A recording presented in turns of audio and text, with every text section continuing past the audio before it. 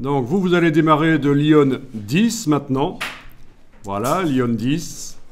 La marionnette, vous allez pouvoir, si vous voulez, la remodifier en double-cliquant, c'est vous qui verrez. Quoi qu'il en soit,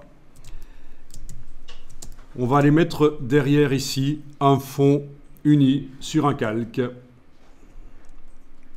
D'abord, je vais peut-être rétracter un peu les filtres dynamiques pour que ce soit plus clair dans la présentation de la palette des calques. Ou alors je pourrais aussi faire un clic droit et lui mettre une couleur en bas. Vous voyez? Voilà, clic droit et dans le bas du menu, on a des couleurs. Et comme ça, quand on déploie, on voit que ça fait partie de ce calque-là.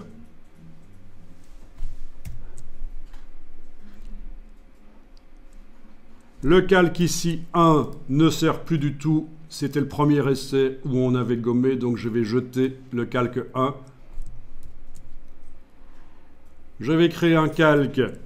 Pour qu'il soit directement en dessous, c'est commande-clic ou contrôle-clic. Sinon, si c'est mis au-dessus du calque de la lionne, il suffit de déplacer en dessous. Voilà. Et ça va être le fond. Vous n'êtes pas obligé de le renommer comme moi. C'est juste pour la démo, moi je le renomme.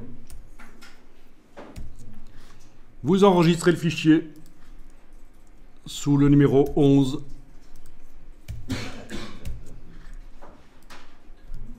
Le calque du bas est activé. Vous allez le remplir avec du blanc. Vous pouvez utiliser le raccourci Shift Suppression. Donc sur le clavier, c'est bien pratique. Et c'est même pas indiqué dans le menu en fait. Si vous enfoncez la touche Shift et en même temps que vous avez ça enfoncé, vous enfoncez la touche Suppression, c'est le raccourci de Édition Remplir. On va choisir Remplir avec couleur. Quelle couleur? Du blanc. On va mettre la pastille tout à fait au fond là-bas. Quand on a le bouton T enclenché dans le sélecteur de couleurs qui apparaît. Voilà, ok, ok. Et voilà, on a du blanc, du vrai blanc. Donc, quand on a la boîte de remplissage, c'est remplir avec couleur. Voilà, pastille au fond, parce que la plupart des gens font l'erreur de, quand ils choisissent du blanc ou du noir, de faire ça. Pour du blanc ou du noir, ils font ça. Mais en réalité, c'est pas du vrai noir, c'est pas du vrai blanc. Et après, on se retrouve avec des petites traces fantômes dans l'image, on se demande pourquoi. Donc, voilà. On pousse bien dans le coin la pastille. Voilà. Donc ta question c'est, dans le sélecteur de couleurs, tu as deux couleurs différentes ici. Ça n'a pas d'importance parce que celui du bas montre ce qu'il y avait avant.